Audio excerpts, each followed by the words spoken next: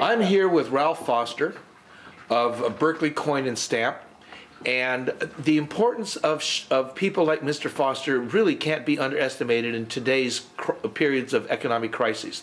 This crisis really had its genesis in 1695 when the Bank of England, the world's first central bank, began issuing paper banknotes alongside gold and silver coins. All right? Eventually, according to the law that bad money drives out good, it eventually happened. All we have is paper banknotes here. No more gold and silver coins. But they didn't kill the market. There is a secondary market that is alive and thriving, and in fact is thriving even more as the crisis builds with people like Mr. Foster. He has a basket here of paper money which is worthless.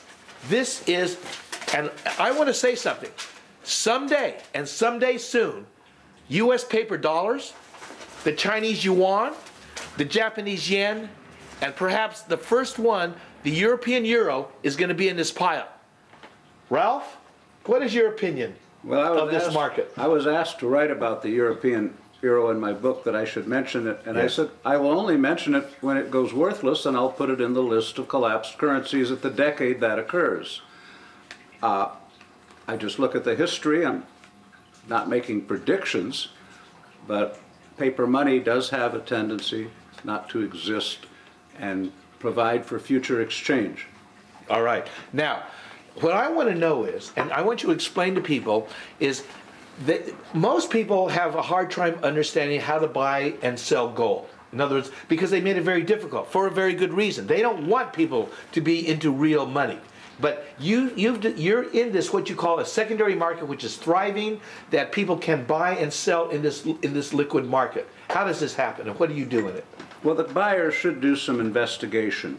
I would always go into your local coin shop, ask the coin dealer, beware of things like online. There's an investigation right now mentioned where a man was bought from a telemarketer, and this man is a victim because probably he didn't do his research, or he just was gullible and believed in what was being told to him. And the going into your local coin shop sometimes can be quite an event because it's not a consumer-friendly business.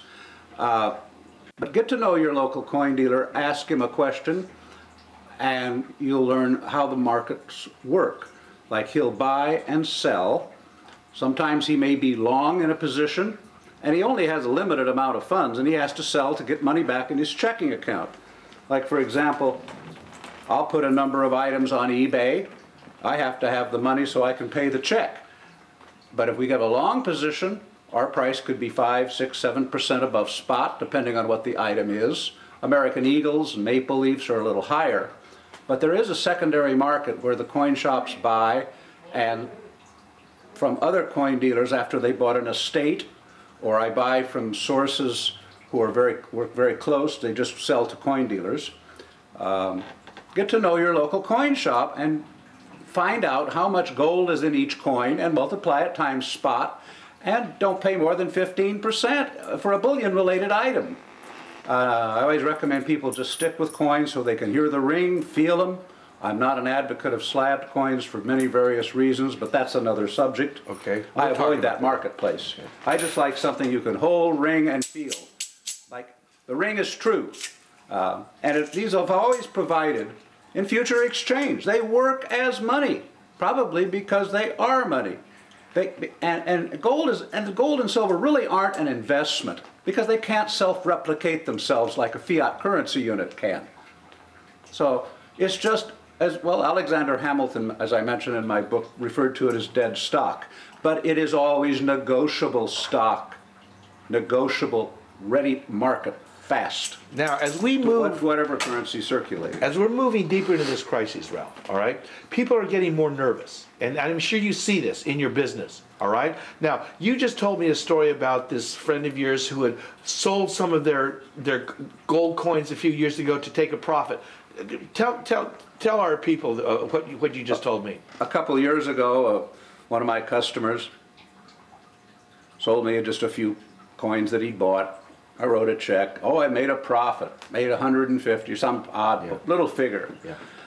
And he comes into my shop last month, and he was confused, he was concerned. I saw questioning his dependency on something we've all been dependent on for decades, the value of our fiat currency unit, our own currency. I'm concerned about my family. I want to protect them.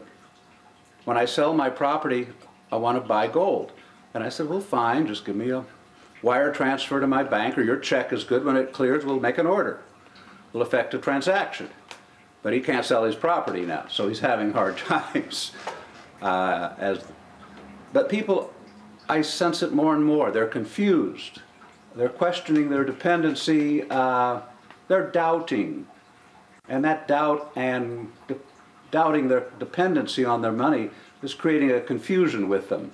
I want to add something here. You said something very important, Ralph. You said he couldn't sell his property. In other words, he couldn't liquidate his assets. I want to make the point, gold and silver are always liquid assets. There's always a market for gold and silver. People talk about the volatility of gold and silver. Gold and silver become volatile when conditions become volatile. All right? That's when they become volatile. What is happening here is we are entering what I call the end times of paper money. And your paper money, the money that you're walking around with in your pocket, is going to someday end up in that bin that Mr. Foster has here in his coin shop. And it's just we are getting closer and closer to that point. Just like his friend who walked in, sold, sold his gold to take a profit. There will become a time, Ralph, when he can't come in and buy gold from you because the price is going to skyrocket so much for I don't know what period of time. The market, that's when the market is going to become illiquid. Not when you can't sell it, but when you can't buy it. So get thee to your coin dealer or do something, because we are in the beginning of the end times. Thank you.